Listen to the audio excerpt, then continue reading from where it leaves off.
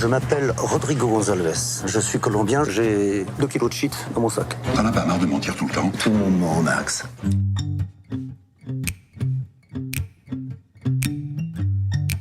Donc Franck, dans le film, vous avez plusieurs casquettes, puisque vous êtes réalisateur, acteur principal, producteur. Avec du recul, dans quel rôle vous vous êtes senti plus à l'aise finalement? Plus à l'aise, j'en sais rien. Mais le mieux, le plus heureux, réalisateur. D'accord. Il y en a peu de scènes dans lesquelles je suis pas pour le coup. Je me suis rendu compte en tournant, mais ces peu de scènes-là, j'ai pris un pied fabuleux. Donc je me suis vraiment amusé. Et à ces moments-là, je me dis, c'est pas mal non plus de pas jouer dedans. D'accord. Alexandra, c'est votre avis? C'est vrai que moi j'étais pas tellement étonnée qu'il aille à la réalisation, il met en scène ses spectacles, il écrit beaucoup, donc quelque part oui, ça faisait partie, j'allais dire presque de ta continuité, de professionnel et de génie. Mais est-ce que tu as senti que j'étais bien? Oui, parce que évidemment, quand on est sur le plateau, on parle, on travaille ensemble. Et moi surtout, c'est quand je vois le film que je vois un réalisateur. Ouais. Parce que quand on tourne, nous on voit pas grand chose en fait, on ne sait pas ce qui se passe. En plus, on voit pas vraiment les plans, on regarde pas. Mais c'est quand j'ai vu le film, je dis ah ouais. Donc en plus, il est super réalisateur. Il est super bosseur, il est exigeant, moi j'adore. C'est comme ça parce qu'à la fin, il y a quand même un film et il y a des gens qui payent pour aller voir ça. Donc oui, il faut bosser. Et surtout la comédie parce que c'est précis, c'est du boulot. Mais après de voir à l'image et de me dire ah mais en plus, il a fait des super images. Je m'occupe de gens comme vous. Des gens comme moi. Ah bah oui.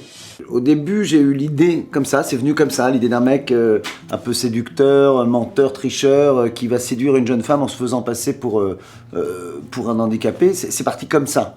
Alors, pourquoi? C'est le carrefour de plein de choses, mais je me suis dit, tiens, il y a quelque chose, là, j'ai une histoire, je vais l'écrire.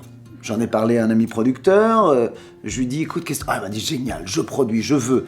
Ah bon? Alors tout à coup, je me suis dit, bon, allez, je vais plus loin. Je vais plus loin, puis si ça me plaît, c'est celui-là que je vais réaliser. Ça fait longtemps qu'on me demande, je le dis comme vous le dites, qu'il faut que j'attende.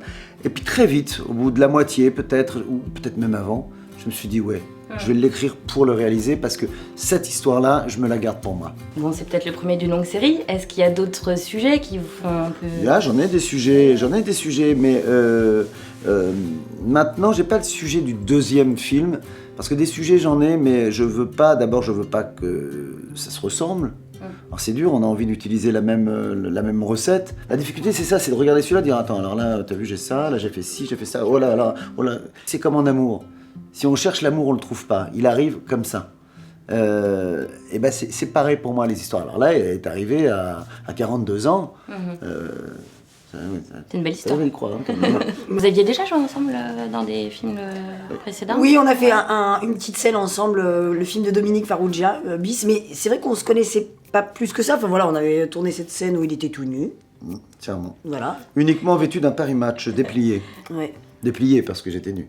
Oui, bien sûr. Et même rajouté, je crois, un très long poster pour cacher tout ça. On avait développé le poster. Non, mais c'est pour ça que j'étais très touchée qu'il me propose son film, parce que on a un réalisateur commun, c'est Eric Lavenne, qui à chaque fois nous disait il faut absolument que vous tourniez ensemble, vous vous ressemblez dans la façon dont vous travaillez, vous vous ressemblez. Oui, pro, exigeant, bosseur, etc. Et c'est pour ça que j'étais très touchée qu'il pense à moi, parce qu'on se connaissait pas plus que ça. Mais voilà. Je sais que Alexandra, vous aviez dû, pour faire certaines scènes, notamment le tennis, travailler votre condition physique. J'avais lu ça dans une interview. Est-ce que vous pouvez nous raconter un petit peu le travail que vous avez dû faire justement pour être à la hauteur J'ai complètement arrêté le sport des jambes, mais en revanche, je me suis développé et les bras et forcément les épaules. D'abord parce que d'un coup de travailler avec le fauteuil et d'un coup de demander beaucoup d'efforts aux bras qui n'ont pas l'habitude de ça, j'avais peur de me coller des tendinites. Ouais. Handisport tennis, c'est vrai que moi j'ai... Mais on en a parlé assez vite, mais de toute façon, il savait que... Je sais pas, je savais qu'elle y arriverait, moi. Il était hyper... J'avais une entière confiance. Je lui ai dit, mais je vais pas te doubler. Confiance. Je vais pas te doubler. Elle me dit, mais je veux pas me faire doubler. Je dis, je veux pas te doubler, moi. J'ai pas les moyens de te doubler. Donc, faut que t'apprennes. J'ai pris d'ailleurs beaucoup de plaisir à jouer avec Emmanuel Morche, qui est ma partenaire. Ça a été une petite récompense de pas être doublée. Et puis parce que je pense qu'en plus, dans le film, c'est important à ce moment-là. L'handisport tennis, c'est le moment où il pose vraiment ses yeux sur elle, où il la regarde, et où le public d'ailleurs, le spectateur la regarde à travers ses yeux. Et là, je pense que si j'avais été doublée, je pense que ça se serait senti un petit peu. Et après, le sport fait partie intégrante de vos vies, j'imagine, puisque quand on est acteur, il faut faire quand même attention à ses apparences. On est constamment devant les caméras. Alors, je n'ai pas repris du tout la course, c'est une est-ce catastrophe que- depuis la semaine. Vous faites du sport par obligation ou c'est un plaisir pour vous? Non, je le fais pour entretenir la forme, faut toujours pour le tonus, pour tout ça, pour être sur scène. Moi, je suis sur scène quasiment tous les soirs, donc forcément, il faut 2 heures sur scène, il faut avoir fait du sport avant, parce que sinon, c'est très physique. C'en est du sport. Cela dit, c'en est aussi. Je pense qu'il me manque un sport que j'aime. On parle du tennis, on parle pour que ce soit un divertissement aussi. Que ce soit ludique. Que ce soit Ouais. ludique. Ouais. Il y en a qui aiment courir, il y en a qui aiment... on dit, ça devient comme une drogue de faire du sport. Bah, pas moi. Non, non. Ah non, Mignon je- comme t'as dit, oh, bah moi. non. Pas Pour une moi, blague, c'est hein. clair. Non, mais moi, enfin, je comprends, je marche très vite parce que c'est bien pour le souffle, etc.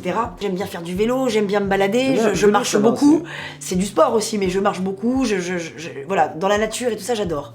Faire du vélo, mais honnêtement, aller faire un marathon, non. Ah non. Oh, je me dis, oh non, oh non, ça va faire trop mal. Ouais. Non, j'aime plus. Ça va faire trop on Ça mal. va me faire trop mal. Ça va faire mal. Et puis en plus, on est sûr de pas arriver premier. Ça, c'est sûr. Je peux vous parler Oui, qu'est-ce qu'il y a Venez. Non, vous venez.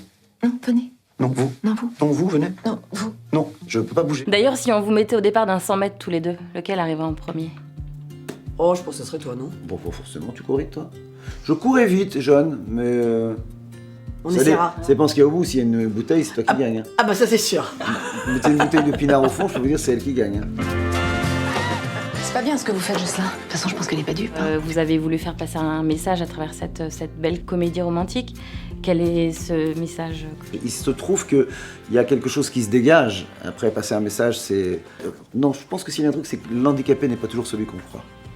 Le plus handicapé des deux, dans ce cas-là, c'est quand même l'autre, l'handicapé de l'amour. Quoi, et qu'il faut regarder la personne avant le handicap. Mais c'est pareil, c'est facile à dire, parce que même moi, je ne sais pas... Ça serait une leçon, j'ai pas envie de donner de leçon, je sais même pas moi encore la mettre en application. Mais passer le cap de l'amour... Passer le cap pour arriver à l'amour, parce qu'une fois qu'il y a l'amour, il n'y a plus le fauteuil, il a disparu. Mais passer ce cap-là pour y aller, à l'amour, on est tous un petit peu lâches aussi, hein, se dire ah oui mais moi attends, moi je suis pas dans un fauteuil. Voilà. Après, je vous dis, quand on est amoureux, et là le fauteuil on s'en fiche. Ça peut être un élément de séduction aussi. Pas parce qu'il est beau le fauteuil, parce que c'est une force. On sait que c'est une force. Alors peut-être voilà, s'il y avait un message, ça serait peut-être de se dire, peut-être n'oubliez pas le fauteuil, mais dites-vous que c'est peut-être une force.